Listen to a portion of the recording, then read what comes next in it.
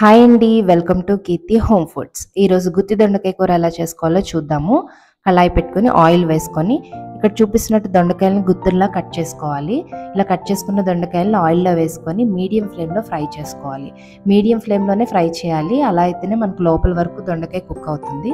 ఇలా ఫ్రై అయిన దొండకాయలని ఒక సైడ్కి తీసేసుకొని అదే ఆయిల్లో ఆనియన్ పేస్ట్ని వేసుకొని ఫ్రై చేసుకోవాలి. ఫ్రై అవుతున్న ఆనియన్లో మీకు టేస్ట్కి తగ్గట్టు సాల్ట్, కొంచెం కరివేపాకు వేసుకొని ఫ్రై చేసుకోవాలి. ఈ ఆనియన్ బాగా రెడ్డిష్గా ఫ్రై అయిన తర్వాత 2 టేబుల్ స్పూన్ల అల్లం వెల్లుల్లి పేస్ట్ వేసుకొని పచ్చివాసన పోయే వరకు ఫ్రై చేసుకోవాలి. ఇది ఇలా ఫ్రై అయిన తర్వాత మీడియం సైజ్ టమాటాని చిన్న ముక్కలుగా కోసుకొని వేసుకోవాలి. ఇది కూడా బాగా ఫ్రై అయిన తర్వాత కొంచెం పసుపు, 2 టేబుల్ స్పూన్ల కారం వేసుకొని ఫ్రై చేసుకోవాలండి. దొండకాయ హెల్త్కి చాలా మంచిదండి. దొండకాయలో పీచు పదార్థం అధికంగా ఉండడం వల్ల మన జీర్ణశక్తి మెరుగుపరుస్తుంది. ఇలా ఫ్రై అయిన తర్వాత మనం ఇందాక ఫ్రై చేసుకున్న దొండకాయలను కూడా వేసుకొని కారం బాగా పట్టే వరకు ఫ్రై చేసుకోవాలి. ఇలా ఫ్రై అయిన తర్వాత దీంట్లో కొంచెం వాటర్ వేసుకొని మనం దొండకాయలు ఉడికే వరకు మగ్గించుకోవాలండి.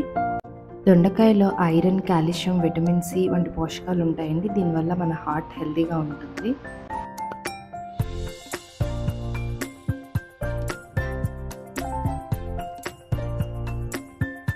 వాటర్ అంతా ఎగిరి కర్రీ దగ్గర పడుతున్నప్పుడు కొంచెం కొత్తిమీర, 1 స్పూన్ మసాలా పొడి వేసుకొని కలుపుకుందామండి.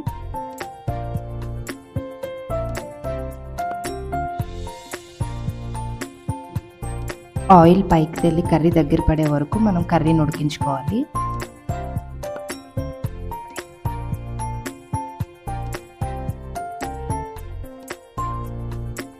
అంతేనండి, గుత్తి దొండకాయ కూర రెడీ. ఈ వీడియో కనుక మీకు నచ్చినట్టయితే please do like, share and subscribe.